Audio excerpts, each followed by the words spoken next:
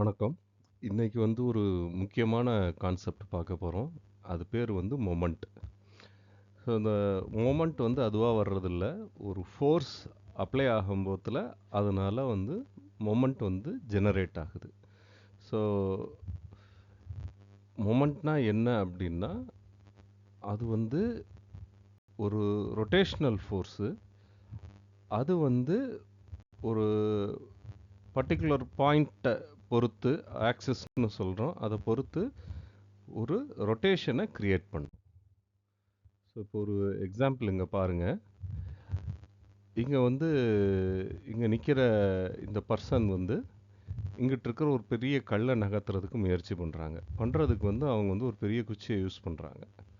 So இந்த கல் அவ்வளோ ஈஸியாக நகர்த்த முடியல. ஸோ என்ன பண்ணுறாங்கன்னா, நடுவில் ஒரு சின்ன ஒரு பிவட் பாயிண்ட்டுன்னு ஒன்று வைக்கிறாங்க. அதாவது ஒரு சின்ன கல்லை நம்ம ஒரு சப்போர்ட்டுக்கு வைப்போம்ல நகர்த்துறதுக்கு, அது மாதிரி. இது பேர் வந்து பிவட் பாயிண்ட்னு சொல்லலாம்.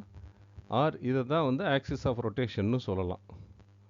ரைட்டுங்களா? ஸோ இவங்க கொடுக்குற ஃபோர்ஸை இந்த லீவர் ஆர்ம் அப்படின்னு ஒரு டிஸ்டன்ஸ் ஒன்று கொடுத்து தள்ளி இருந்து அமுக்குறாங்க. ஸோ இவங்க கொடுக்குற ஃபோர்ஸு இந்த லீவர் ஆர்ம் டிஸ்டன்ஸ் வழியாக இன்க்ரீஸ் ஆகி இந்த இடத்துல இந்த கல்லை வந்து நகர்த்த முடியுது.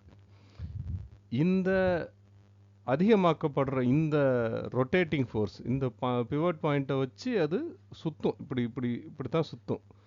ஸோ இது பேர் தான் வந்து மொமெண்ட். ஸோ இது நீங்கள் இங்கே இருக்கிற அத்தனை எக்ஸாம்பிளையும் பார்க்கலாம். இந்த இடத்துல வந்து நம்ம கையை வந்து ஒரு ஆப்ஜெக்ட் இப்படி தூக்குறோம் அப்படின்னா, நம்மளோட கை முட்டி தான் வந்து பிவட் பாயிண்ட் ஆக்ட் ஆகுது.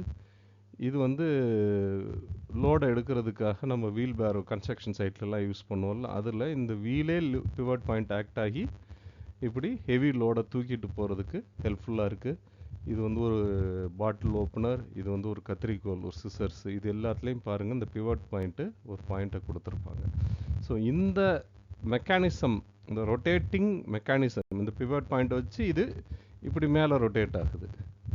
இந்த இடத்துல பாருங்கள், இந்த பிவட் பாயிண்ட்டை வச்சு இது இப்படி மேலேயும் கீழே ரொட்டேட் ஆகுது. ஒரு பாயிண்ட்டை வச்சு சுற்றி ரொட்டேட் ஆகுது. அப்படிங்கும் போதில் இதைத்தான் நம்ம மொமெண்ட்டுன்னு சொல்கிறோம். ஸோ இந்த இடத்துல ஒரு எக்ஸாம்பிள் பாருங்கள். இங்கே வந்து இங்கே இருக்கிற நட்டை வந்து திருப்ப ட்ரை பண்ணுறாரு. இது ஒரு ஸ்பேனர் டூல் ஒன்று யூஸ் பண்ணுறாரு. இப்போ ரெஞ்சுன்னு சொல்லலாம், ஸ்பேனர்னு வச்சுக்குவோம்.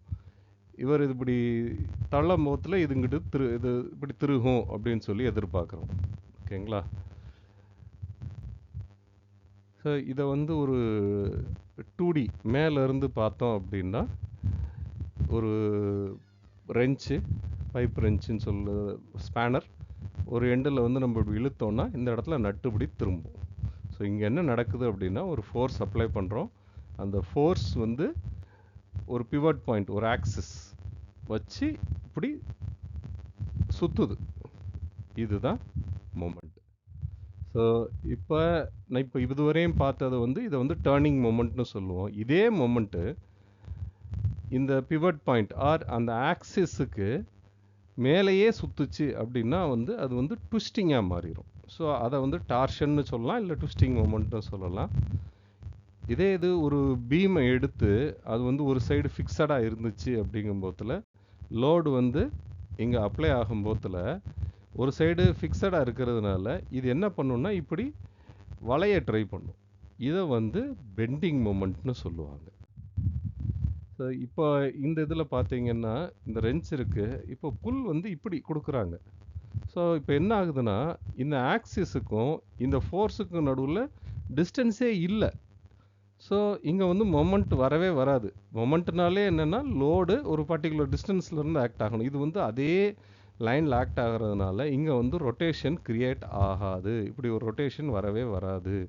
ஸோ இந்த இடத்துல ரொட்டேஷிங் மொமெண்ட்டே இருக்காது. ஸோ இதிலிருந்து நமக்கு என்ன புரியுது அப்படின்னு பார்த்தீங்கன்னா, மொமெண்ட்டுன்றது வரணும்னா ஒரு ஃபோர்ஸ் இருக்கணும். அந்த ஃபோர்ஸுக்கும் அந்த பிவட் பாயிண்ட்டுக்கும் ஆர் அந்த ஆக்சிஸுக்கும் நடுவில் ஒரு பெர்பெண்டிகுலர் டிஸ்டன்ஸ் இருக்கும் போதில் ஒரு ரொட்டேஷன் கிரியேட் ஆகும். அதுதான் மொமெண்ட்.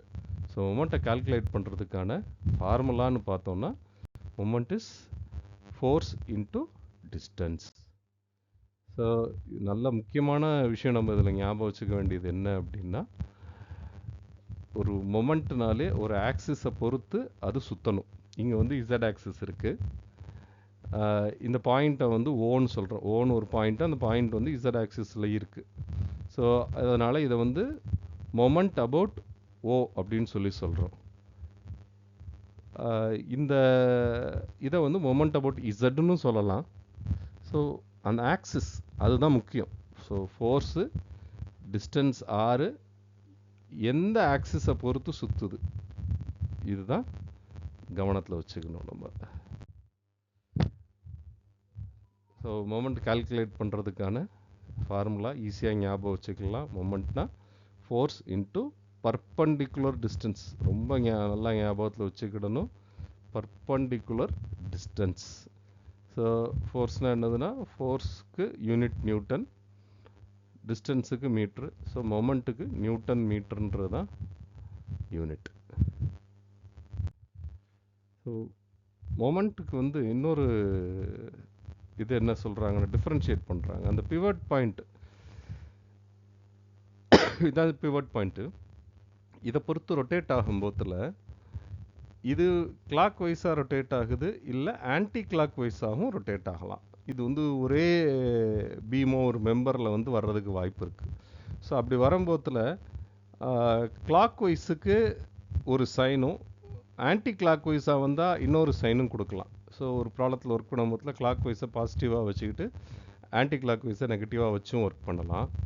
கடைசி வரையும் இதே ஃபாலோ பண்ணணும். இல்லைன்னா கிளாக் வைஸை நெகட்டிவாக வச்சுட்டு ஆன்டி கிளாக் வைஸை பாசிட்டிவாக வச்சும் ஒர்க் பண்ணலாம், தப்பு இல்லை. ஆனால் அந்த ப்ராப்ளம் முடிகிற வரையும் அந்த ரூலை கரெக்டாக ஃபாலோ பண்ணிடணும். இவ்வளோதான் விஷயம். ஓகேங்களா? இது வந்து ஒரு சின்ன எக்ஸாம்பிள், எப்படி மொமெண்ட்டு கால்குலேட் பண்ணுறதுங்கிறதுக்கு. ஒன்றும் இல்லை, லோடு இன்ட்டு பர்பண்டிகுலர் டிஸ்டன்ஸ், அவ்வளோதான். ஸோ 120 இன்ட்டு 0.3 போட்டிங்கன்னா 36 நியூட்டன் மீட்டர். அவ்வளோதான். எல்லாருக்கும் இது புரிஞ்சிருக்குன்னு நினைக்கிறேன். ரொம்ப நன்றி.